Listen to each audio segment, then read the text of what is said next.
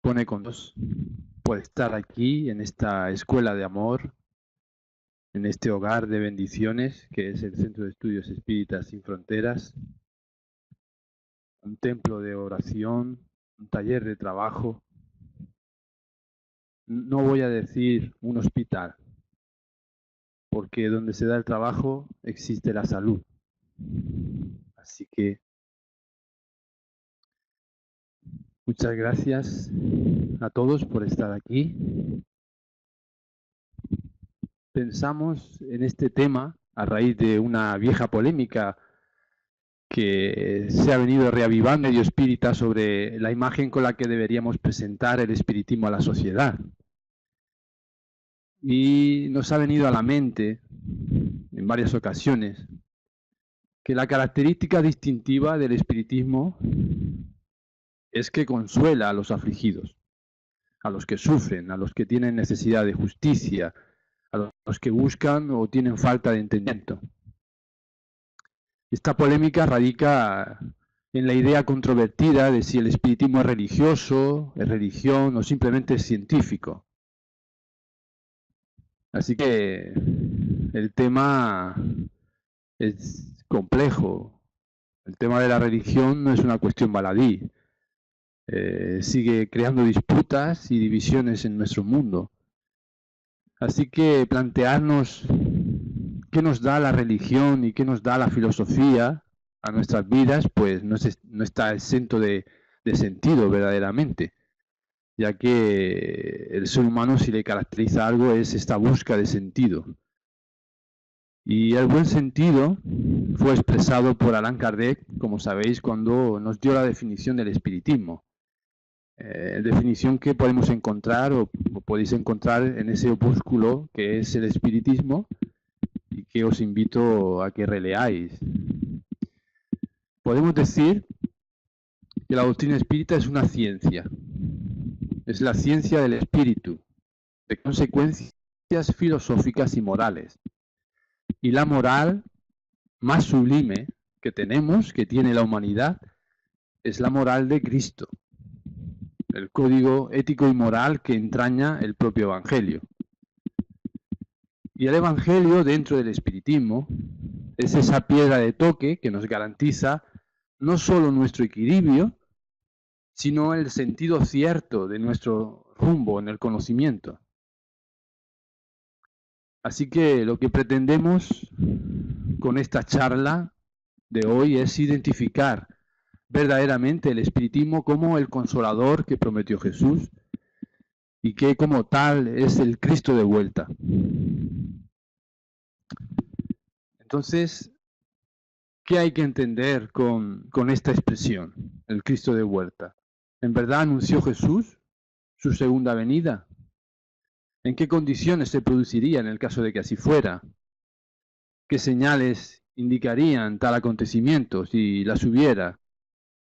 Estos y otros interrogantes se abren a la hora de interpretar los textos evangélicos, como sabéis, ¿verdad? Y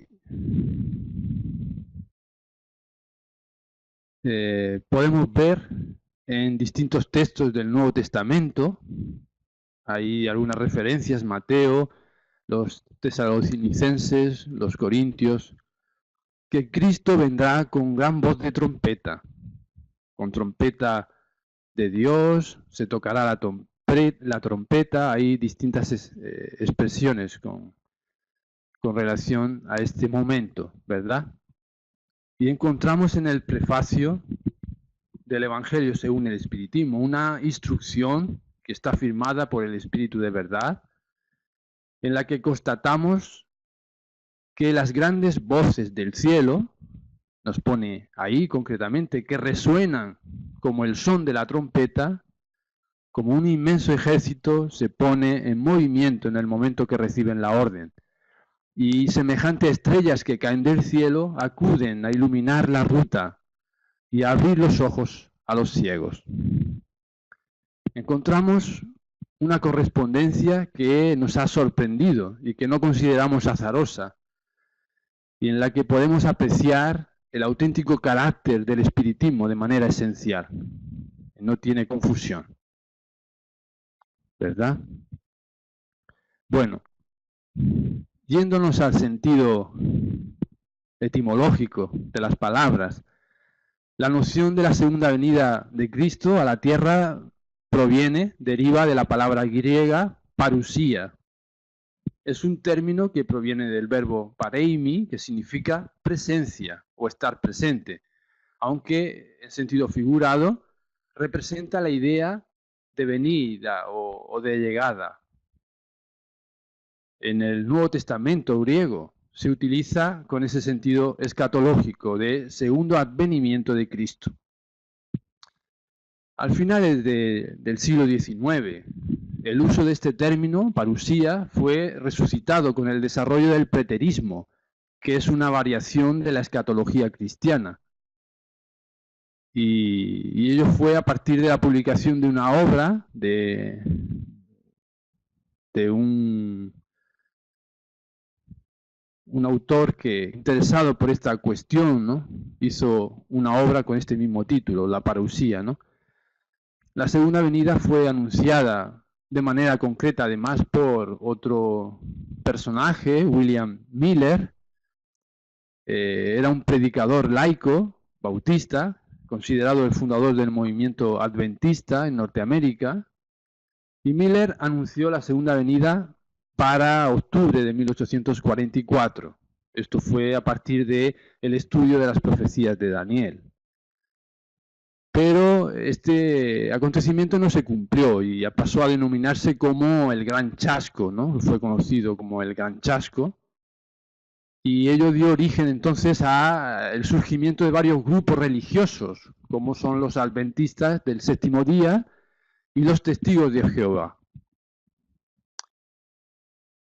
En verdad, en este periodo comenzaba a gestarse lo que se conocería con la eclosión de los fenómenos espiritistas, que daría origen a la revelación espiritista, como sabéis, y que en verdad surgieron antes de los fenómenos de Hydesville, que fueron los acontecimientos que marcaron históricamente la fecha de inicio de los hechos espiritistas o de los fenómenos espiritualistas, ¿verdad?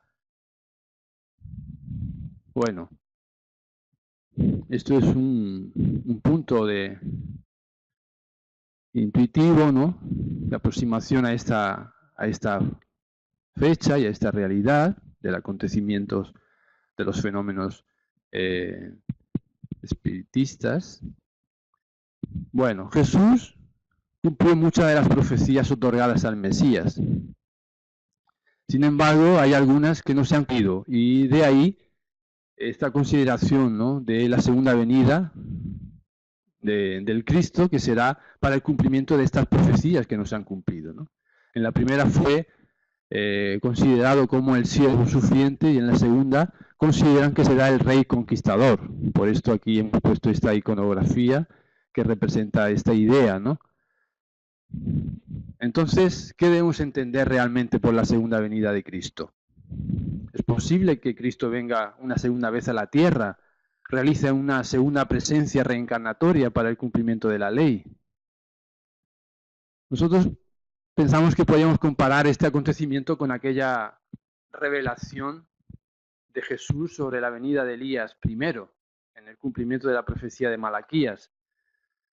Y podríamos responder del mismo modo, diciendo que en verdad ya vino y no lo conocieron, ¿no?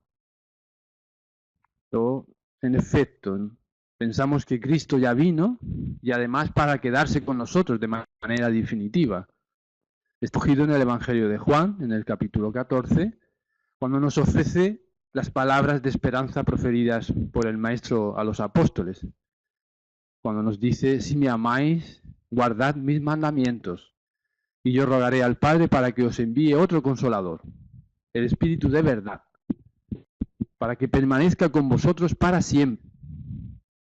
Y sigue diciendo: mas el Consolador, a quien el Padre enviará en mi nombre, Él os enseñará todas las cosas y os recordará todo lo que os he dicho, y muchas más que hoy no os digo porque no podéis recordar, soportar. en realidad, no podríamos comprender. El texto presenta, como veis, un sentido profético. Y Kardec nos da una imagen plástica para comprender cómo son las profecías. Nos dice Kardec que las profecías se asemejan a un hombre situado en la cima de una montaña y que observa desde allí el vasto panorama que se abre a sus ojos. Ve los accidentes del terreno, las subidas y bajadas de aquellas montañas, los cursos de agua, los ladrones que puedan estar apostados por allí, por los caminos, y puede ver incluso a un caminante, a un viajero que recorre aquel camino bajo sus pies. El viajero, nos dice Kardec, que por primera vez recorre aquella senda, sabe, por el hecho de estar transitando por allí, que llegará al final de aquel camino. Y Kardec nos dice que esto constituye una simple previsión de las consecuencias que tendrá la marcha del viajero por la senda. Sin embargo, todo aquel panorama que hemos descrito y que se hace presente a los ojos del que está en la cima de la montaña con una sola mirada, todo ese paisaje sería para el viajero, para el que camina por la senda, sería lo desconocido, el futuro. Porque en realidad su visión, la visión del que va caminando, no va más allá de la propia senda. En cambio, para la persona que está encima de la montaña, esa cima que acompaña al caminante con la mirada, pues todo eso está presente. Se da en un momento presente, ¿verdad? Supongamos que ese hombre que está en la cima de la montaña desciende desde su punto de observación y, yendo al encuentro del viajero, le dijera a este que en tal momento de su caminata será asaltado por unos ladrones, o que va a encontrar un río que le corta el paso y va a tener una dificultad. En este caso estará prediciendo el futuro para el viajero, para el caminante, aunque para él todo está presente, todo es una realidad directa, ¿no? Las previsiones y los avisos proféticos en realidad son comunes en el Evangelio de Jesús. Y son comunes porque, conociendo el Maestro nuestras limitaciones, nuestra condición de viajeros, nuestra inferioridad moral, el Maestro proyectó al futuro el entendimiento espiritual y definitivo de su propio mensaje. Es decir, que valoró que su mensaje sería comprendido definitivamente en el futuro y no en aquel presente, en aquel momento, debido, como decimos, a nuestras deficiencias evolutivas. Y de hecho, aún hoy tenemos problemas en la interpretación de aquellos hechos que el espiritismo deja probados fehacientemente. Y en la propia polémica que hacíamos referencia al principio, frente a aquellas interpretaciones de si el espiritismo es religioso o es científico o no lo es. Pues bien, esta predicción del Maestro que hacemos referencia es una de las más importantes, podemos decir, desde el punto de vista religioso, ya que confirman, sin el menor género de duda, que Jesús no dijo todo lo que tenía que decir. Y no lo dijo todo por la sencilla razón de que no se lo hubiera comprendido, ya que ni los apóstoles a los que se dirigía lo hacían verdaderamente.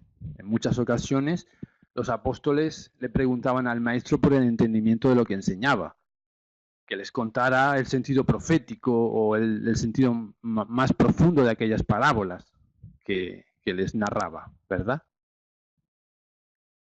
Entonces, como sabéis, nosotros, espiritistas, consideramos que el espiritismo puede ser aquel consolador que prometió Jesús.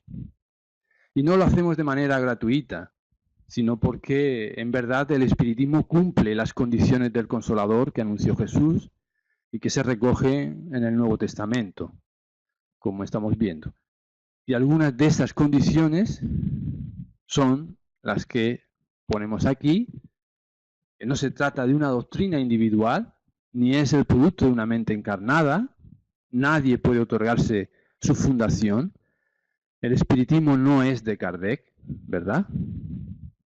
El espiritismo es fruto de la enseñanza colectiva de los espíritus, cuya instrucción preside el espíritu de verdad, como sabemos, y como hemos visto, haciendo referencia a ese prefacio del Evangelio según el espiritismo.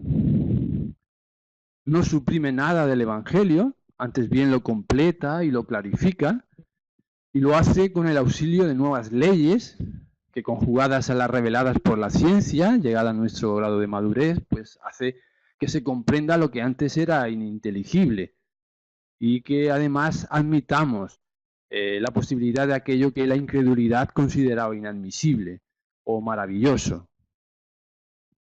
Y también tuvo precursores y profetas que presintieron la propia venida, ¿no? Ahí mencionamos, por recordar a algunos, al sueco Emanuel Swedenborg. Swedenborg pronosticó los principios básicos de la doctrina espírita. También el escocés Edward Irving, que se considera el puente entre Swedenborg y Andrew Jackson Davis.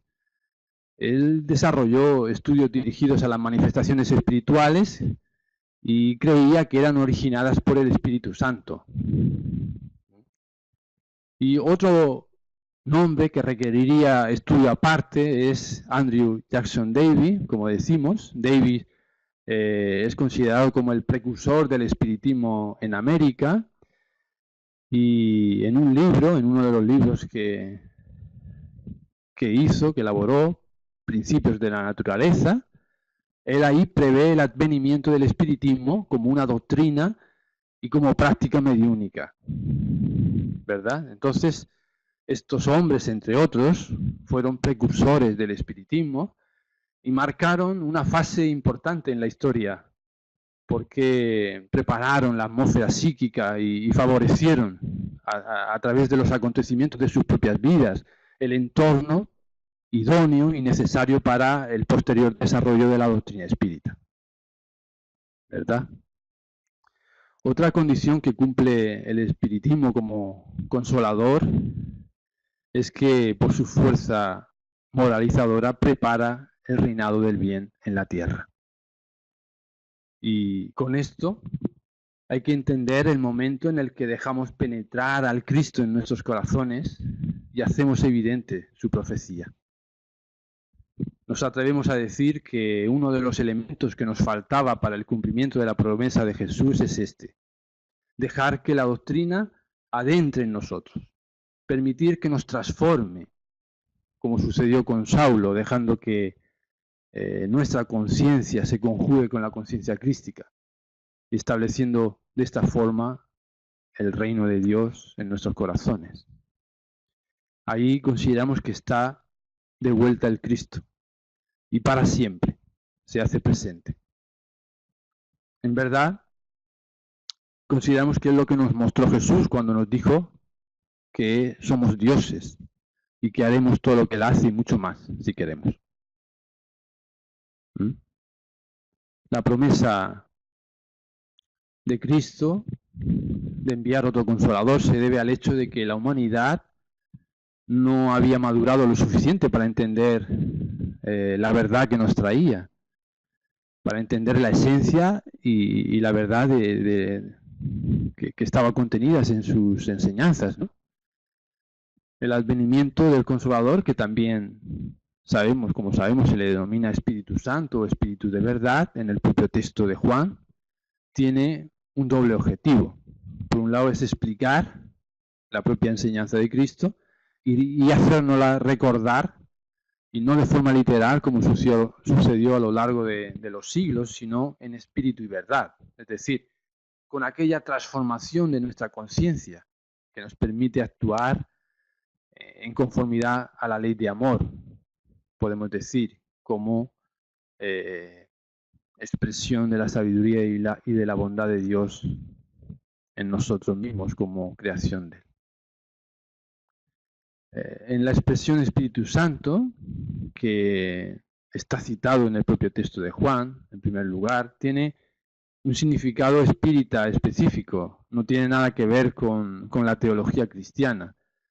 En verdad, nos indica que es la fuente sabia e inagotable de bienes espirituales, los recursos que dimanan de lo alto, que provienen de la fuente de la vida.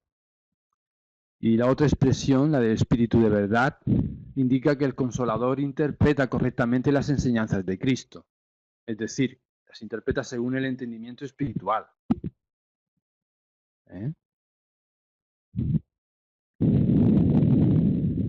En la revisión del cristianismo, que es realizada por Allan Kardec, vemos al Consolador en su aspecto de verdad. Ahí Allan Kardec nos explica en el Evangelio según el Espiritismo la predicción de Jesús. Nos dice que entonces cuando el campo esté preparado, os enviaré el Consolador, el Espíritu de verdad, que vendrá a restablecer todas las cosas. Es decir, que al dar a conocer el auténtico sentido de las palabras de Jesús, la doctrina espírita, lograremos comprender por fin el mensaje de Jesús, ¿no? Y de esta forma se pondrá término a la lucha fratricida que nos divide como hijos de Dios, como hijos de un mismo Dios.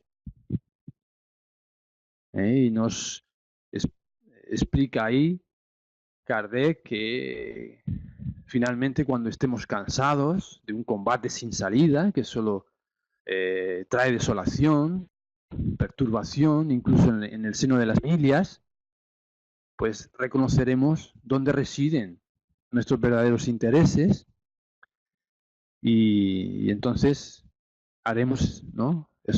Adaptaremos, ¿no? nuestro camino, ¿no? Veremos de qué lado están los amigos y de qué lado los enemigos de nuestra tranquilidad y acudiremos entonces al cobijo de la misma bandera, todos, la bandera de la caridad, y sobre la faz de la tierra, sobre toda la tierra, pues se restablecerán las cosas conforme a la verdad y a los principios que nos enseñan. La venida del Consolador tiene entonces el poder de ampliar los horizontes del entendimiento humano y de favorecer la búsqueda de los legítimos valores de la liberación del espíritu.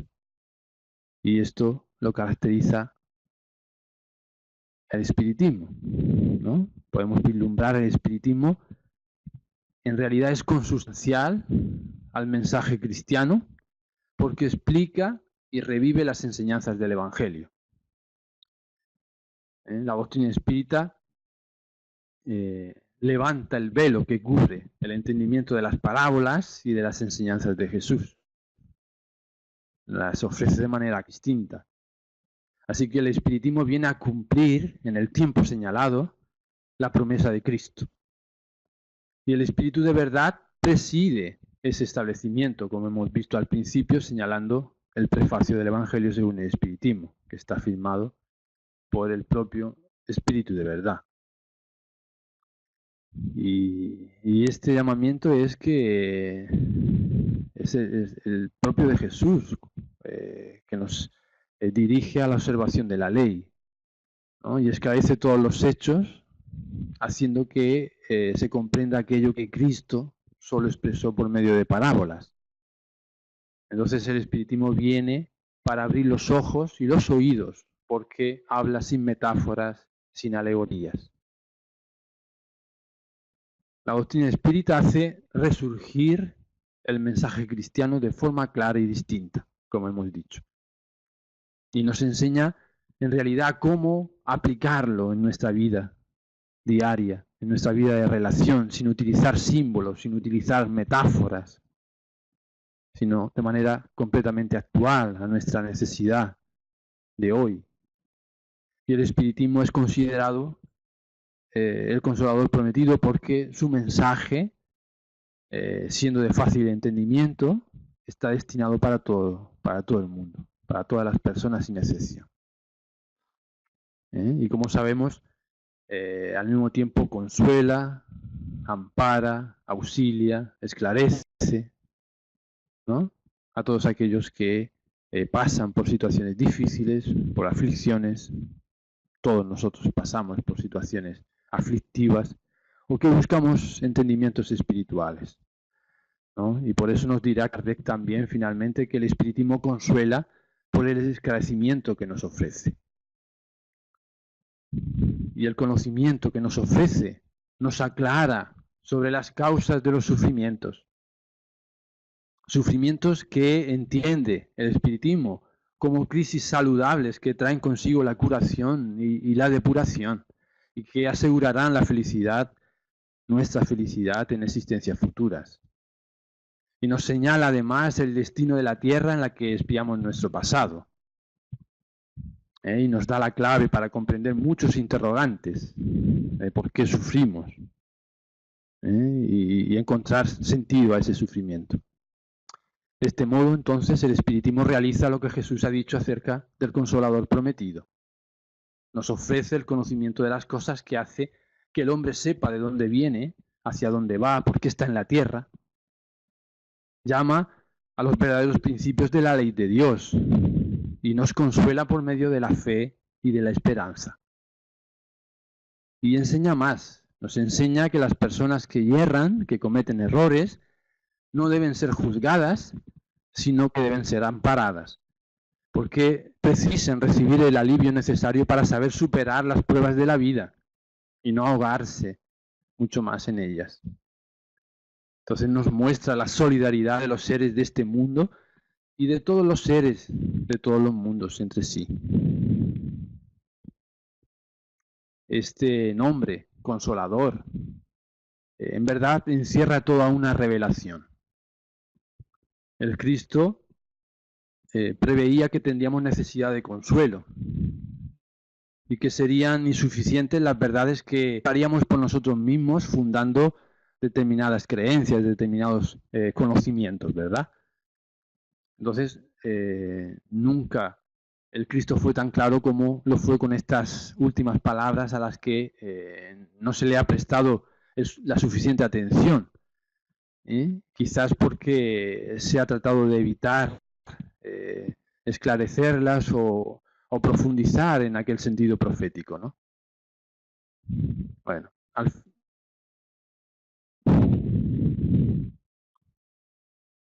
al final del versículo 26 del Evangelio de Juan se recogen esas palabras, ¿no? Mas el Consolador, el Espíritu Santo, que el Padre enviará en mi nombre, os enseñará todas las cosas y os recordará todo lo que os he dicho.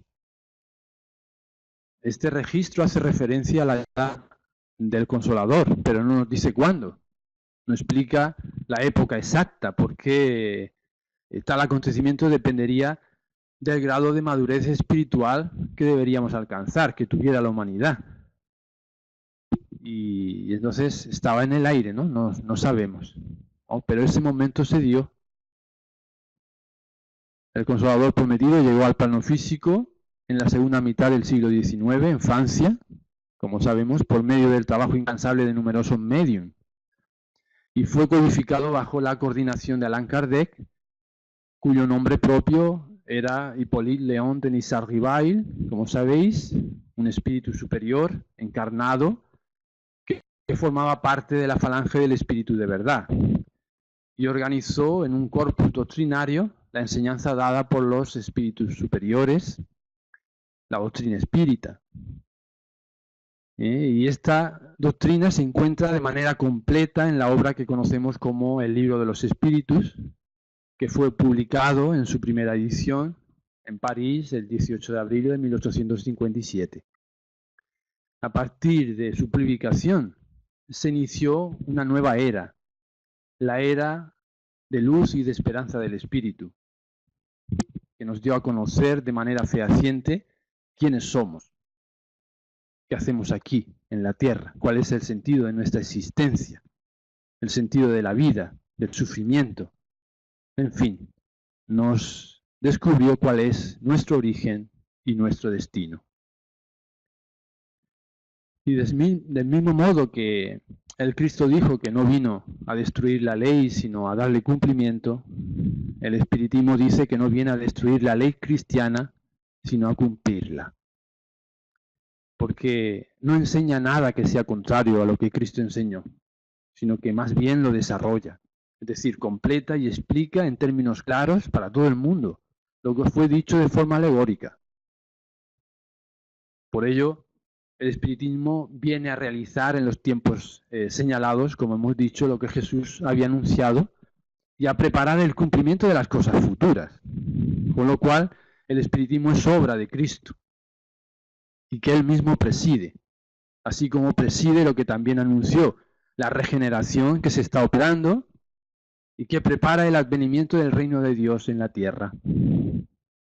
Podemos decir la venida definitiva del Cristo en nuestros corazones.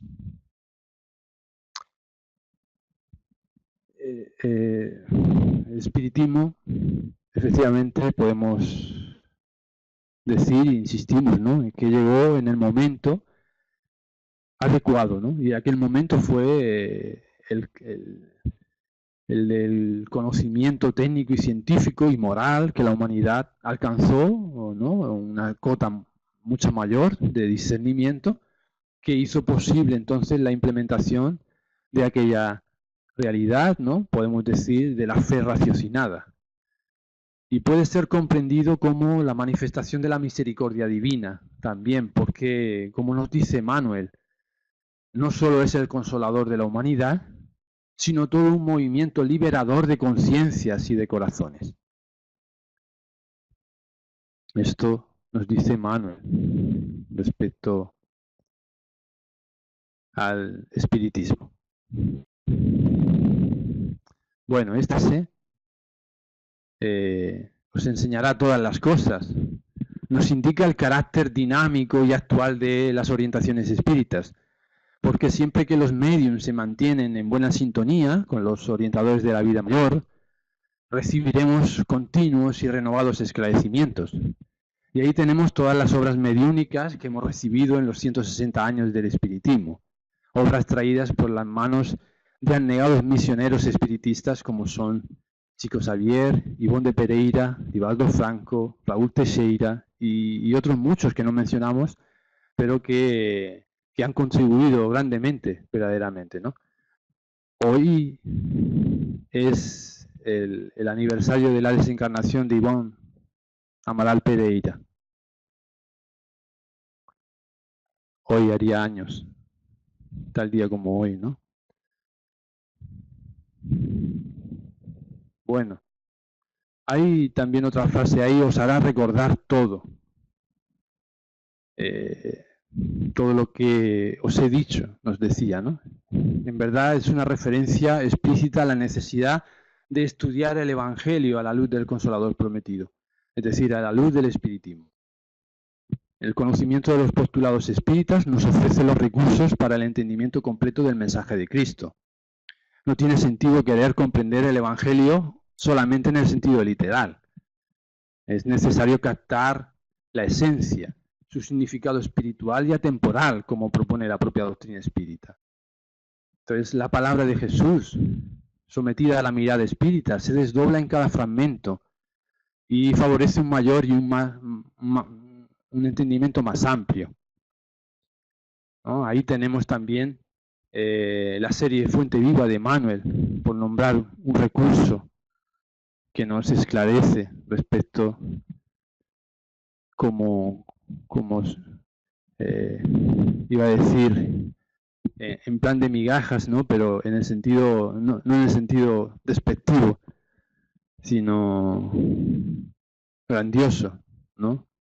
Como remedio homeopático, ¿verdad? Podemos decir, de la propia enseñanza de Jesús. Entonces, el espíritu de verdad se convierte así en una concesión divina que representa la suma de los valores espirituales que impulsan al ser humano hacia su propia conquista. Es la verdad esencial que nos libera y que promueve nuestro crecimiento espiritual. Y lo hace, demostró aquello que está dicho, ¿no? Se demuestra con las propias ideas que expresa y las acciones que realiza, ¿no? Y aunque en verdad, pues, ese conocimiento, esa verdad, corresponde a la verdad individual que cada uno de nosotros asumimos, ¿no? Con arreglo a nuestro nivel evolutivo, a nuestro grado de entendimiento. De ahí también la importancia de la afirmación de Jesús, de que conoceremos la verdad y la verdad nos hará libres. Nosotros vamos interpretando esa verdad, vamos acercándonos en modelos de comprensión a esa verdad, que en realidad es la verdad suprema que está en Dios y que Jesús supo ejemplificar de manera impresionante, ¿verdad? Para todos nosotros, con total autoridad y con sabiduría. Y nosotros la vamos manifestando según nuestro nivel evolutivo, nuestro nivel espiritual, ¿no? Que vamos adquiriendo a lo largo del esfuerzo de renovación y de autoconocimiento que vamos adquiriendo, ¿verdad? Y de ahí las polémicas que muchas veces aún se mantienen en nuestro medio espírita, como decíamos también al principio, esas divisiones que aún fomentamos por nuestros personalismos, por nuestros intereses, por nuestras pasiones aún desordenadas y que queremos imponer al otro. Es aún nuestra propia necesidad con respecto a la comprensión de la verdad, presentada incluso de manera clara y distinta por el espiritismo.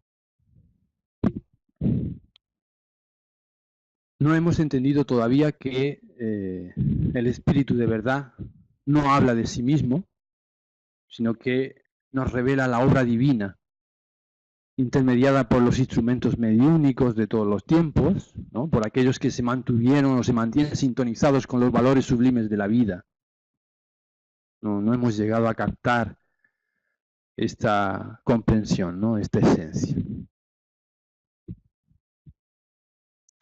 Por eso, Emmanuel nos recordará la idea e insistirá en que el espiritismo es el consolador prometido por Jesús, que por la voz de los seres redimidos esparcen las luces divinas por toda la tierra, restableciendo la verdad y levantando el velo que cubre las enseñanzas en su aspecto de cristianismo redivivo, a fin de que los hombres despierten a la era grandiosa de la comprensión espiritual con el Cristo. Estamos redimidos, hemos logrado superar nuestras disensiones, nuestras pasiones. Somos los trabajadores de la última hora que nos convocan al esparcimiento de las luces divinas para la liberación y la iluminación de conciencias. Y estamos prestos. Bueno, nos cuestionamos el tema, ¿no? Frente a todas estos puntos de vista, ¿no?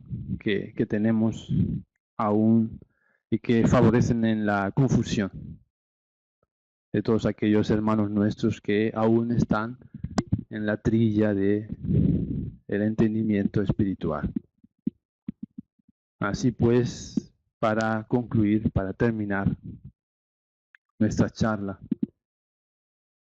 queremos dejar de manera sintética la idea, y es que cuando seamos capaces de dejar adentrarse verdaderamente la doctrina espírita en nosotros, cuando dejemos que el Cristo nos toque en nuestros sentimientos, en nuestro corazón, lograremos aquella promesa de manera definitiva. El reino de Dios se establecerá en el mundo. Y ya podemos decir con Jesús que el Padre y yo somos uno. O como revelara el apóstol de los gentiles tras su autoiluminación, cuando dice: yo ya soy igual a Él, sed vosotros igual a mí, porque ya no soy yo quien vive, sino el Cristo que vive en mí. Así que este es nuestro reto, comprensión de que en realidad estamos en ese momento crítico de darse, ¿no? Establecer, ¿no? Esa condición de posibilidad de la promesa de Jesús que se tiene que implantar en nuestros corazones y que demos paso, ¿no? O que abramos el paso como trabajadores de la primera hora del mundo de regeneración en el que nos encontramos ya, ¿no? Entonces, que tengamos la idea clara de qué es lo que tenemos que hacer, que no es disputar, podemos discutir las ideas, pero las ideas están muy claras, muy bien definidas por el codificador, por el maestro Allan Kardec, que nos auxilió a la comprensión de ese entendimiento, como hemos visto y como poníamos ahí en Opinión Espírita de Manuel, ¿no? Que Jesús es la puerta y la clave o la llave es Kardec, la clave de la doctrina espírita respecto a la enseñanza de Jesús. Muchas gracias a todos y nada, paso la palabra entonces para alguna cuestión, alguna pregunta que pueda haber. Adelante.